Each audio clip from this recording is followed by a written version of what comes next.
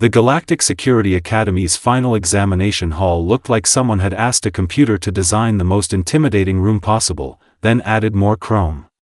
Maya Chen stood at the entrance, taking in the sterile perfection of it all. White walls that seemed to glow from within, holographic displays floating at precise intervals, and enough scanning equipment to make a paranoid android feel inadequate. This was it. The test that made grown Valorians weep and sent Corinthians back to their home planets with their tails literally between their legs. The threat detection scenario. Pass rate over the last century? A cool 3%. Maya loved those odds. Really? Nothing said, great career move, like a 97% chance of washing out. Cadet Chen. The automated voice echoed through the chamber with all the warmth of a tax audit. Please proceed to Observation Room 7 and await your turn.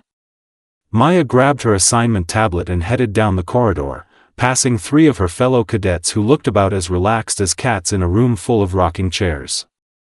First up was Krothnos, a Vorathian whose scales practically shimmered with confidence. He had the Predator strut going, all swagger and certainty. Behind him, ZYN-9, the Keplerite whose cranial processors were already humming loud enough to hear.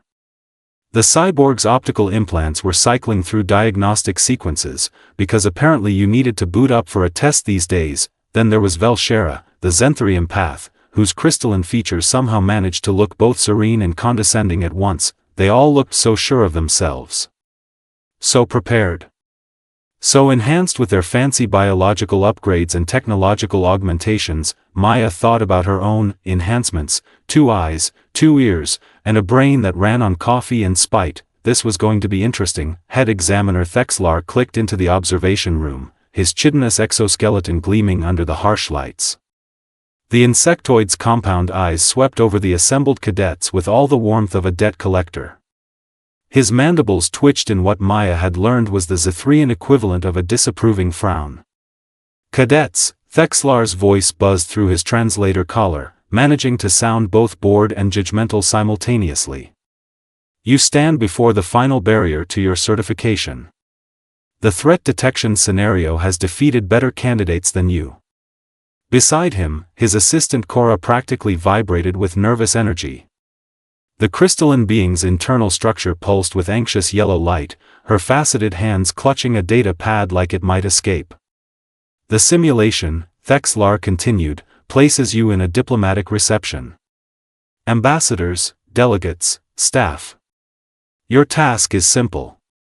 Identify the threat before it strikes. He paused for effect. Previous graduates of this examination include Director Shulvex of Interstellar Intelligence, Commander Tiermouth of Threat Interdiction, and Field Marshal Corvin. Maya tried not to be impressed. She failed. The pass rate, as you are aware, is 3%. Failure means your application to any security service in the Galactic Collective is permanently flagged. Thexlar's eyes seemed to linger on Maya just a fraction longer than the others. This test does not care about your species, your enhancements, or your political connections. It cares only about competence. His mandibles clicked together sharply. Cadet Krothnos. You're first. The way Thexlar said species while looking at her told Maya everything she needed to know about his opinions on primitive humans. Fantastic. Krothnos strode into the simulation chamber like he owned the place, his reptilian scales rippling with iridescent confidence. The Vorathian had dropped a small fortune on bio-augmentations, and he wanted everyone to know it. His pupils dilated and contracted independently as various scanning modes activated. Initiating thermal signature analysis, he announced, because apparently narrating your every move was part of being impressive. Cross-referencing with energy weapon detection protocols. Pheromone analysis active. Scanning for chemical explosive compounds. Maya watched from the observation deck as Krothnos's enhanced senses went into overdrive. His forked tongue flicked out, tasting the air. His head swiveled with predatory precision, tracking movement through the simulated crowd of diplomats and staff. There, he hissed, pointing at a waiter carrying a tray of drinks. Metallic composition inconsistent with standard serving equipment. Concealed weapon detected. Thexlar's mandibles clicked. Negative. That is a genuine serving tray. Continue. Krothnos didn't miss a beat, pivoting toward an ambassador adjusting their collar. Energy signature spike. Personal shield generator, military grade. Threat identified. That is a medical stabilizer for Ambassador Venthor's cardiac condition. Continue. This went on for another 5 minutes. A diplomat with suspicious thermal readings turned out to have a fever. A staff member with combat pheromones was just nervous about serving alien dignitaries. The janitor with explosive compound traces had been cleaning the bathrooms. Meanwhile, a perfectly calm individual moved through the crowd, positioning themselves near the primary target. Krothnos's fancy sensors swept right past them. Time expired, Thexlar announced with audible disappointment. Failure. Maya bit back a smile. 50,000 credits worth of augmentations, and the guy couldn't spot a threat if it handed him a business card that said, Assassin.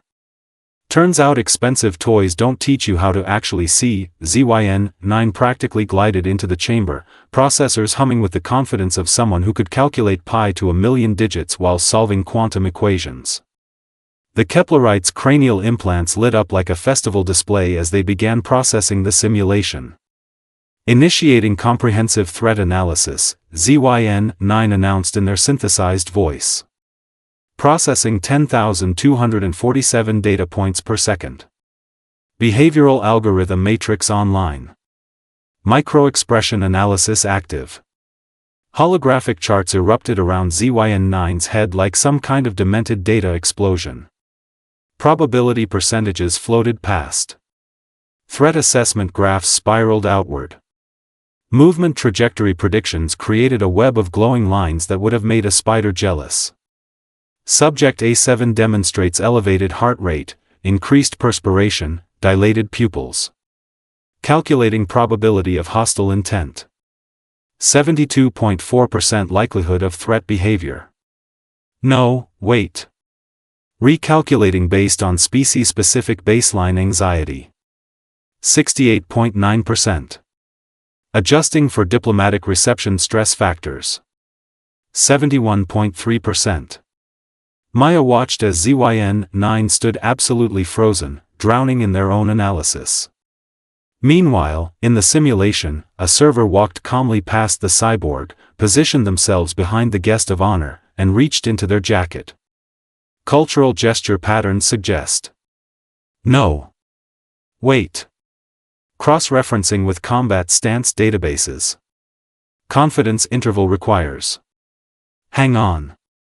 Running secondary verification protocols. ZYN-9's lights started flashing erratically. A high-pitched whine emanated from their processors. Cadet ZYN-9? Cora's crystalline form pulsed with concerned orange light as she rushed forward with a neural sedative injector. Cannot compute. Too many variables. System overload. Time expired. Failure. Thexlar sounded almost bored now. Maya shook her head. You can't algorithm your way out of everything, buddy. Sometimes thinking less is thinking more. Velshera entered the chamber with the serene grace of someone who believed they had an unfair advantage. The Zenthari's empathic abilities were legendary. Reading emotions and intentions was literally in their DNA. This should have been easy. I sensed the emotional landscape, Velshera intoned, closing their crystalline eyes. Their translucent skin began to shimmer as psychic energy rippled across the surface. Fear. Anxiety. Nervousness. Social discomfort. So much discomfort. Well, yeah. It was a diplomatic reception.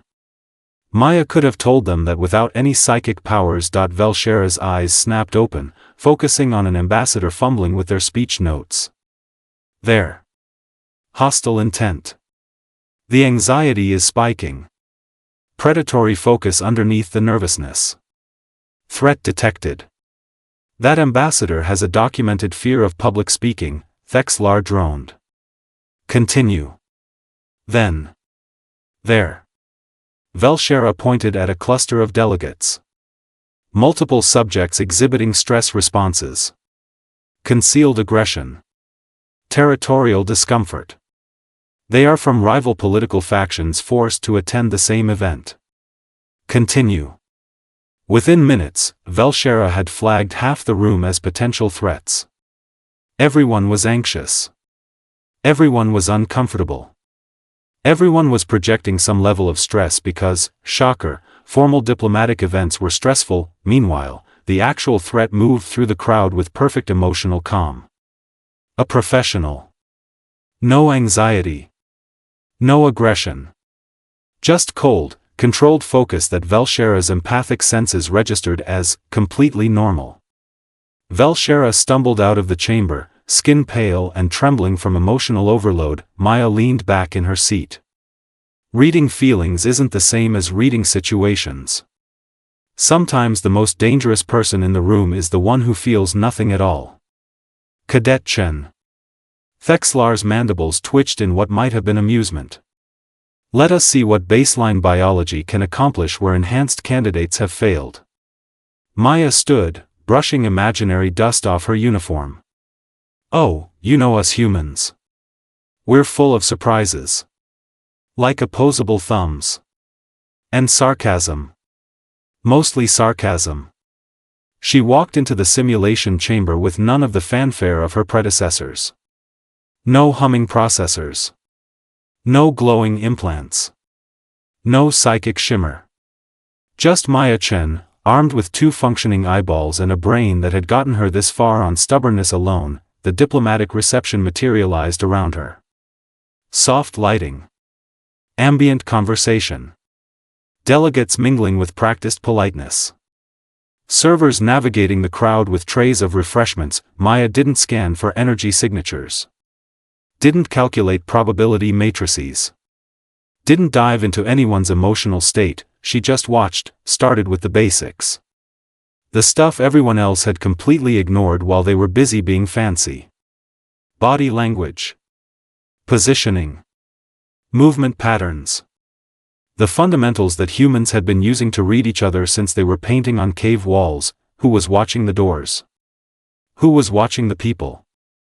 Who moved with purpose versus who was just filling space? A server near the bar. Normal posture. Normal movements. But his eyes. They tracked the room differently. Not looking for empty glasses to refill. Looking for sight lines. Exit routes. Target positions. An ambassador laughing at a joke. Genuine smile. But his weight distribution was off. Balanced on the balls of his feet. Ready to move. Ready to react. That wasn't diplomatic training. That was combat training. While everyone's scanning for sci-fi threats with their fancy gadgets, Maya thought, I'm looking for the human touch. Or alien touch. Whatever. The point is, people are people, and behaviors don't lie. She kept watching. Kept cataloging. The truth was in the details everyone else had filtered out. Then Maya saw him. Ambassador Telvin. Standing near the refreshment table, engaged in pleasant conversation with a cluster of delegates. Smiling. Nodding. Perfectly at ease, too perfect. Too at ease, everyone else had overlooked him completely. No unusual energy signatures for Krothnos to detect. No statistical anomalies for ZYN-9 to calculate. No emotional spikes for Velshera to sense. Just a normal ambassador doing normal ambassador things, except, Maya watched his eyes. They moved across the room in systematic sweeps. Not the casual glances of someone making conversation. Calculated. Methodical. He was counting. Security positions. Exit routes. Potential obstacles. His situational awareness was surgical. While maintaining eye contact with his conversation partner, he tracked every person who entered or left his visual sphere. That wasn't diplomatic training. That was tactical assessment. Maya shifted her focus to his hands as he accepted a drink from a passing server. The grip was controlled, efficient. And there, barely visible under expertly applied cosmetic gel, calluses. The kind you get from weapons training. From hand-to-hand combat. Someone had tried to hide them, but the finger positioning gave it away. She listened to his conversation. The small talk was smooth, but scripted. Memorized responses delivered with practiced timing. No natural pauses. No genuine reactions. He was running a program, not having a conversation, and his stance. Oh, his stance was beautiful. Weight distributed perfectly. Center of gravity low. Knees slightly bent. Ready to explode into movement at any second. Nobody stands like that at a cocktail party unless they're expecting trouble or planning to cause it. Ambassador Telvin, Maya announced clearly. 20 meters northwest. Near the refreshment station. That's your threat. Korra's crystalline structure flashed with surprise.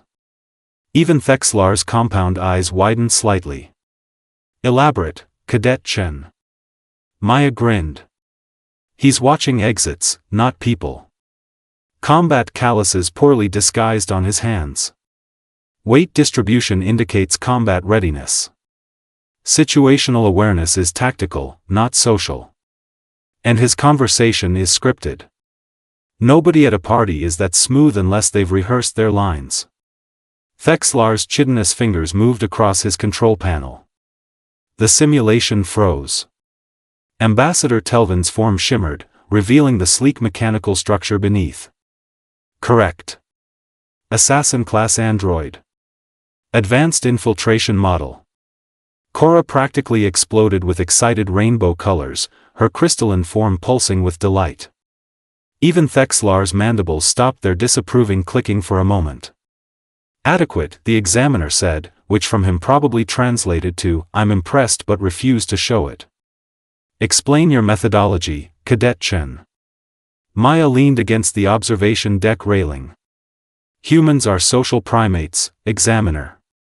We spent millions of years in small groups where reading each other was survival. We had to spot the liar, the cheat, the guy who was going to steal our food or challenge for leadership. We had to identify threats at the cave entrance before they became problems around the fire. She gestured toward the frozen simulation. We didn't have thermal scanners or empathic abilities or quantum processors. We had observation. Pattern recognition. The ability to spot when something doesn't fit. Other species developed technology to enhance their natural abilities, Thexlar observed. His tone was thoughtful now, less dismissive. Right. And that technology became a crutch. Maya warmed to her topic. Krothnos was so busy scanning for energy signatures that he filtered out behavioral patterns. ZYN-9 had so much data they couldn't see the forest for the trees. Velshera was reading emotions but missing actions. They were all looking for high-tech threats and special ability markers. The assassin android was specifically designed to exploit such dependencies, Thexlar admitted. No energy weapons. Emotionally neutral programming. Statistical behavior within normal parameters. But terrible at faking actual human behavior, Maya finished. Or alien behavior. Whatever. The mundane details gave it away. The things everyone's fancy tech filtered out as irrelevant. Korra chimed in with barely contained enthusiasm. Humans have a 94% pass rate on this examination. You're the only species that consistently succeeds. Thexlar's exoskeleton seemed to stiffen slightly. This is accurate. Maya couldn't help herself. So what you're saying is my primitive monkey brain is actually useful? Baseline biology for the win? The examiner's mandibles clicked in what might have been a laugh. Do not push your luck, cadet. The certification hologram materialized in Maya's hands, glowing with official authority. Threat Analysis Specialist, looked pretty good in Galactic Standard Script. Thexlar extended a chitinous hand, which Maya shook carefully. You have demonstrated, Cadet Chen, that humans possess a unique observational capacity. You see what others miss. This is valuable. Coming from him, that was practically a love letter. Cora bounced excitedly. You're the 15th human to pass this year. 15 out of 16 human candidates. Meanwhile, we've had 203 failures from other species. Maya tucked the certification into her uniform pocket. 15 humans. 203 failures from species with better tech, better biology, better everything. Except, apparently, better observation. Sometimes the low-tech solution was the right one. Sometimes evolution gave you exactly what you needed, even if it didn't come with fancy bells and whistles. Humans had spent millennia watching each other, reading each other, surviving each other. Turned out that was worth more than all the processors and scanners in the galaxy. She headed toward the exit, already reviewing her first assignment brief. Field work. Real threats. No simulations. Maya grinned.